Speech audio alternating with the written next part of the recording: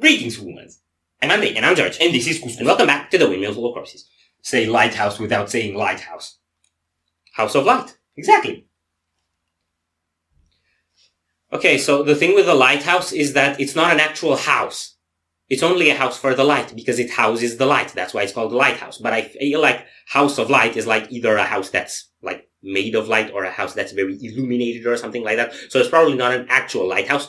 Or it's probably a metaphor for something because rivers of Nile have pretty, like, profound concepts and stuff in their lyrics, and I should probably just stop guessing and let them tell me. So I mean, no.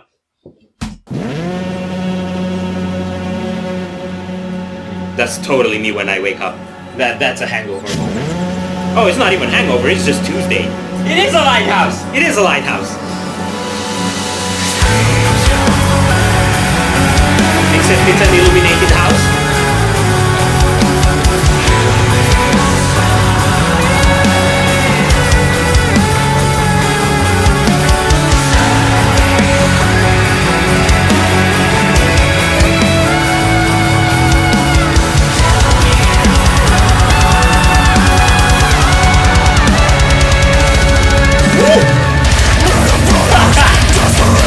Let's go!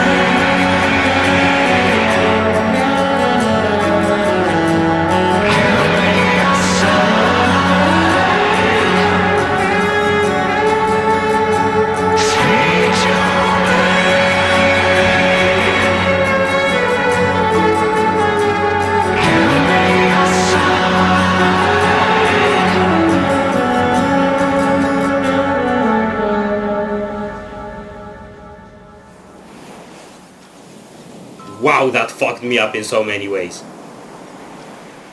They going for the emotional jugular. I haven't really been able to put together the narrative in the video, but I have some ideas about it. Well, the main narrative is pretty straightforward to me. It's just presented non-chronologically. It starts with a dude depressed at the beginning and with his desperations, and then it goes back and shows you why. Yeah, something like that. And why is they were arguing and he pushed this girl and she hit her head and she died. So yeah. Way to ruin 2 lives in one push. Literally push. Yeah. Okay, I don't even know where to grab it. It's so cool what they're doing lately. So I feel like since the work, but especially even on the songs after, it's been getting groovier and groovier and groovier. Yeah. And instead of having their main thing be the blast beat heavy tech death, it's become an element that they use sporadically and that they incorporate into this more,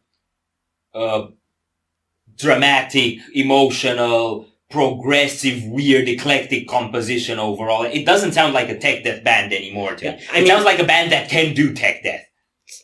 That's because you have a very unidimensional thought of what tech death is.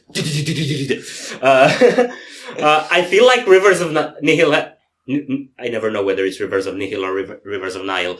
I feel like they've always been one of the more groove-focused tech death bands. Yeah. Which is partly why they've always been near the top of my favorites in the genre, and have recently kind of become number one.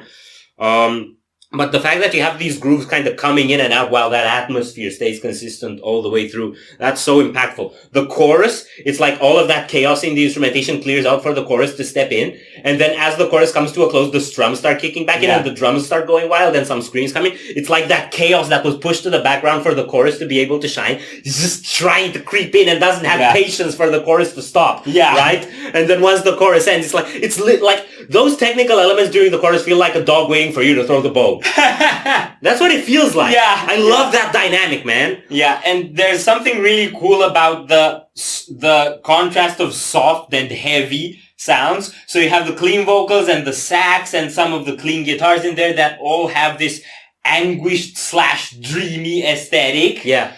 And that kind of puts you in a haze, and then every time the drums go on a blast or the bass hits or the scream hits, it just goes on this massively muscular groove. It just slashes through. Yeah, it just kind of cuts through, and I feel like so much of their music deals with heavy topics. To me, it gets me thinking of like when you're going about your day and you're engaged in something, and then you remember a stressful thing that's weighing on you that you've remembered another 18 times over the last 3 days and chose to ignore because it's too stressful, and it's kind of adds in this jolt of anxiety and then it goes away, right? Yeah. So that's kind of when those really intense, aggressive stuff come and cut through that atmosphere.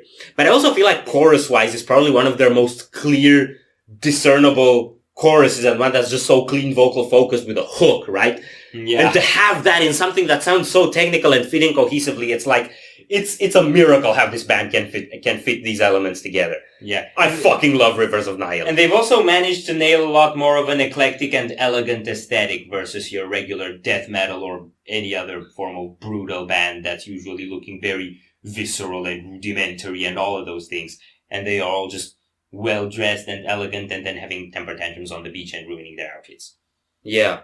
And I didn't quite understand what the light motif is there for. Yeah. But it does, like, it was mentioning light in 2 ways in the chorus. One that, I don't remember what the words were, but one that suggested to me that light is a good thing, and one that suggested to me that light is a bad thing. Mm-hmm. So it could be that, I don't know, something like, without light you can't see, but then with light you can see things that you'd rather not. Probably. Right? So that you can't really hide when the light shines upon the horror of your situation. Yeah. Yeah. So that could be the sort of situation that the protagonist is in. I'm also trying to think about what they were trying to do with the imagery of water and stuff, because there's the whole scene in the house where they argue and he pushes her and all that. But then there's a point where there's water dripping on her face, and some scenes where it's just a full screen on her face and it looks like she's drowning or something. Yeah. And it's like, there's also like he's on the beach at some point in the sand and just straight up has water falling out of his fingers, and where did that come from? Yeah. So I think that could be a callback, like if he's going about his life living in that tragic memory, that, elements of that keep coming back to mind, and it's like he's still in it. Yeah. Because the water is still there. Yeah, like a token of a memory. I don't know. And there was also one quick frame, I think, where there were like shades of bars over his face, kind of suggesting, I thought that's the incarceration that followed because you murdered someone, but he was still, the scenery around was still in the house. Yeah, but so there are the shades of the bars that he's in prison, but he sees himself in there. That could also be a callback to Criminals, because that's filmed in a prison-like aesthetic and somebody's trapped. So there's definitely gonna be some conceptual connection between all these things, but it would take like multiple listens and multiple viewings of the video to piece it all together, which is something I love to do, and I probably will. If you'll have time, because life happens. Yeah, I hope I'll have time. I really just want to sit down with these videos and figure them out. Are we done here? No. So if you enjoyed this reaction, we greatly appreciate the likes and shares. And if you want to see more, don't forget to subscribe with bells. Thank you very much for stopping by. We hope you enjoyed your stay, and we'd love to see you back at the Windmill very soon. Corpse is out.